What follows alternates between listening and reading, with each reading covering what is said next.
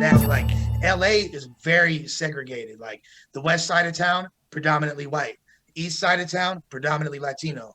South Central, predominantly black. And like that's just the base. And to just further compound that on that, and expand on that concept, like it's separated by specific, very idiosyncratic, specific ethnicities. So where like we have Little Armenia, Japantown, Philippine town. You know what I mean? Like every single countries you've never even heard of. We Little Tehran. You know, like every single area had country has like a geographic representation of the soil of LA, and they're all separated to an extent. It's kind of like creepy when you think about it. Like it's inclusive but separate. So you really wouldn't see that many white people, especially at that time. You know, this is like there's the height of racial tension. This is right on the heels of the Rodney King riots, Mm. 1992. You know what I mean? Like, Mhm. and all that shit was going on. Like, white people were getting fucking like if a white person got caught slipping in South Central, they'd get the shit kicked out of them. Just like before that, you know, when black people would get caught in white neighborhoods, racist white people were mobbing on them. That's what led to the formation of the Black Panther Party and Bloods and Crips and all that shit to begin with. There never would have been gangs if it wasn't for racist white people. 100%. That was literally a response to corrupt police, racist white people. That's what that was. And the Black Panthers started in Oakland and then came down to LA shortly after. And then when they got somewhat disenfranchised for a while, what birthed from them were Crips and Bloods. And you know, same thing with in the Latino communities with the car clubs and the Pachucos turning into, you know, fools that were protecting their neighborhood and, you know, gangbangers out there, you know, Barrio, Cholos. So it was the same thing. So like you didn't really see white people going over into them sections, but I was in love with hip hop, and they didn't really have hip hop in the West Side at the time like that. There was punk rock and shit, but there was no real like the hip hop that I was influenced by. I would have to take a few buses, go to Lamert and 43rd over there, down Crenshaw. You feel me? South Central LA. Which is, you know, it's a Crip neighborhood for your information, by the way. But over there, like I would go over there to this place called Project Blowed and um, watch these dudes emceeing and watch the culture growing before my eyes. Some of the dopest rappers in the entire world, freestyling, battling, and all that. There was no white people around whatsoever. And at first, I got a couple looks, but then, like you know, it was on some show and proof shit. And I think the reason why people weren't resistant to me, and I never really got pressed like that. Like you know, a couple times, but nothing too. They'll press anybody that's not from there going over there trying to be a part of hip hop. Like, who Facts. are you? What you doing? Where are you from? But like, I didn't really like. It wasn't like, hey, yo, get the fuck out of here, white boy. It wasn't. I never got that energy because I wasn't walking around with my chest out trying to look hard, and I wasn't afraid. And so much of Mhm. the root of racism and prejudice and all that is based on fear of the unknown, of fear of what you don't understand. And I wasn't afraid. I just wasn't afraid. I'd been around black folks my whole life. I'd been around Latinos my whole life. And like, and even when I'm completely outnumbered, it wasn't like no thing to me. It was like these are all hip hoppers. We're all coming together. We're like one nation at that point, and that's what it felt like. And and yeah, I felt like I needed to be a voice for everybody else that wanted to be a part of this thing that didn't really, you know, that wasn't really my whole neighborhood never really had a voice. There was never really LA has so many rappers from all the different sections of it, but there's barely any fools from the West Side. And you know, there's a couple. You know, like Evidence grew up near me. The Alchemist grew up near me.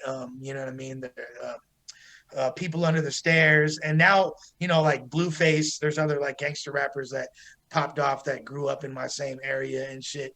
But like there really wasn't that many voices at all that were talking about the lifestyle of growing up in West LA, tag banging, all that shit. So I wanted to be the voice for that and to put that culture on blast. So that's That's kind of what incredible. that's like the angle I always took in my music to this day. Yo, that's like, it's so interesting to hear all that because honestly, I never would have thought about anything like the segregation of it. I knew L.A. was not what the movies taught me, and it's not that, but like I don't really know what it looks like. I've looked at like Google Maps, and that's as far as it goes. You know, like, um, so Palm he, trees with graffiti on the side of them. You feel me? I mean, sure, I'm picturing that now, but it's more the way you describe the separation of it is really interesting to me because Montreal is a lot more like New York. It's like everything is kind of built around downtown, and then it just kind of extends out from there, is what it feels like.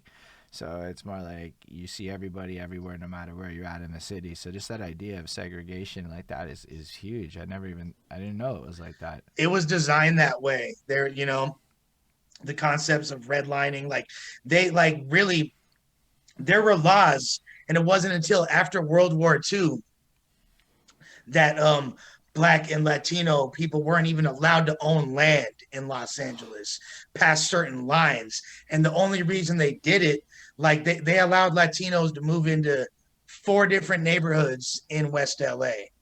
Um, Pico and 17th Street in Santa Monica, Pico and Sawtelle, near where I grew up in West LA, the Mar Vista Gardens projects area in Culver City, and Lincoln and Rose in Venice. And they called those areas quote unquote designated servant zones because like that's where the Latino community that were wind up, you know, working in positions like being gardeners, being mechanics, you know, cleaning the white people's houses and shit. That's why they allowed people to even integrate in those areas. It's a fucked up fact, but that's some shit people need to know, you I know? agree.